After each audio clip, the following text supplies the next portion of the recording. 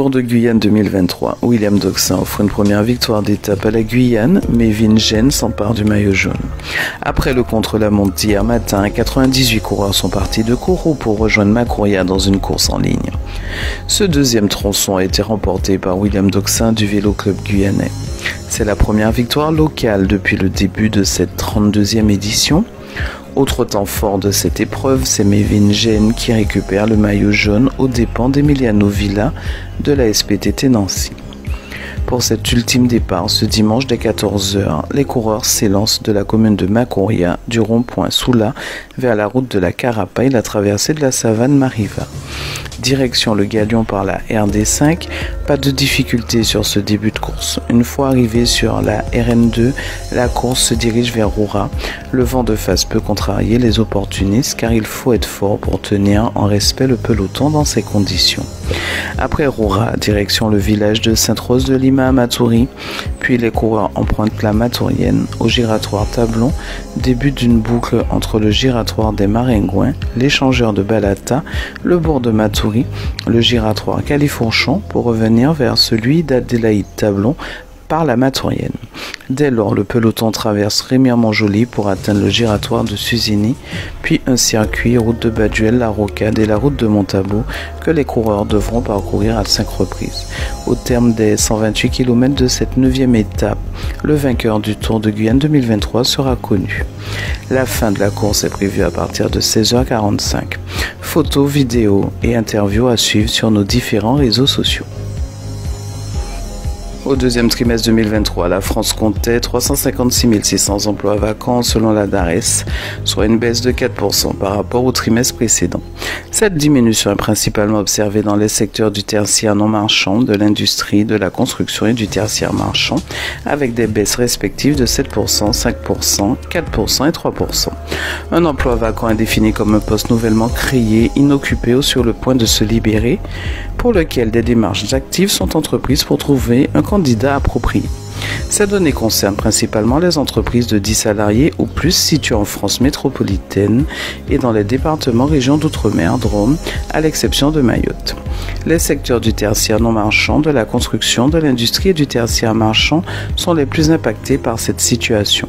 Malgré la baisse récente, le nombre d'emplois vacants demeure nettement supérieur à son niveau d'avant la crise sanitaire, avec une augmentation de 65% par rapport au 4e trimestre 2019. La situation actuelle des emplois vacants, bien que préoccupante, offre des opportunités. Les entreprises sont incitées à innover dans leurs méthodes de recrutement, à revoir leurs offres et à investir davantage dans la formation et le développement de leurs employés.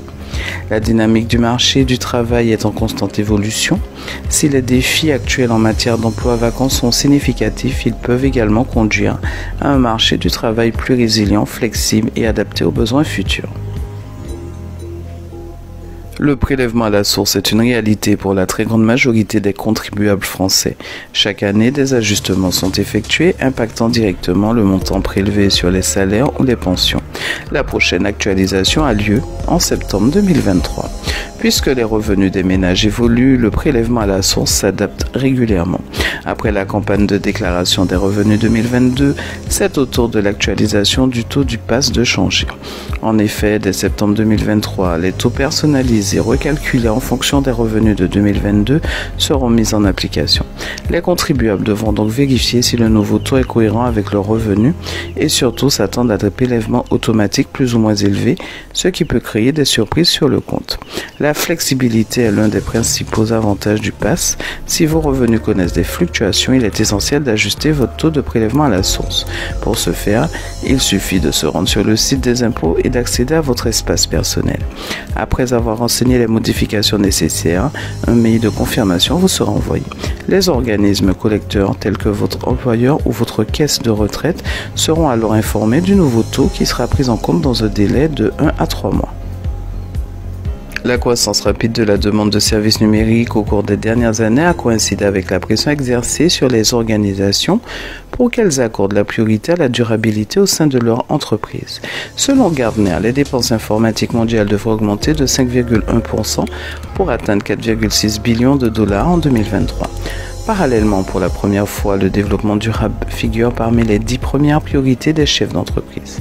En France, en 2020, le gouvernement a revisité sa stratégie basse carbone SNBC qui définit la voie à suivre pour parvenir à des émissions nettes de gaz à effet de serre nulles d'ici à 2050. Elle a deux ambitions: atteindre la neutralité carbone à l'horizon 2050 et réduire l'empreinte carbone de la consommation des Français. Les décideurs publics à l'échelle nationale comme territoriale doivent la prendre en compte. Par conséquent, les entreprises s'efforcent rapidement de mettre en œuvre des solutions plus écologiques pour atteindre ces objectifs ambitieux.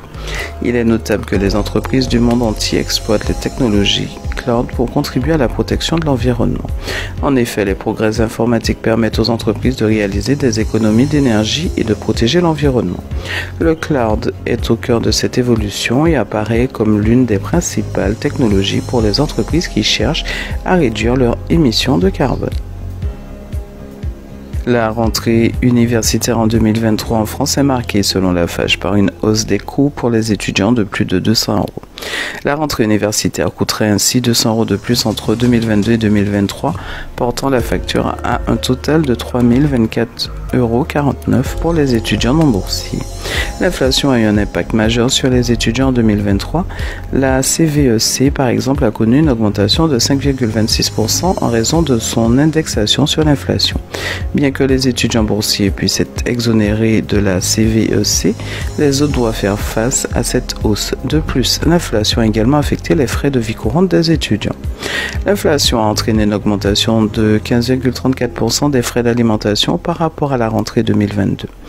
Un repas équilibré est devenu un luxe pour de nombreux étudiants, les obligeant à choisir des alternatives moins chères et moins nutritives. Les Crous ont reconduit la tarification sociale des repas universitaires à 1 € pour 2023, mais cette aide est limitée aux étudiants boursiers. Le logement est le principal poste de dépense pour les étudiants, représentant 44,5% de leurs frais de vie courante. Face à ces défis, des mesures urgentes sont nécessaires. La FAGE demande notamment le gel des loyers et charges locatives des résidences Crous, un investissement gouvernemental dans les parcs locatifs des Crous et une revalorisation des aides au logement. C'est la fin de ce flash. Je vous remercie de l'avoir suivi et à vendredi prochain sur Radio Mayuri.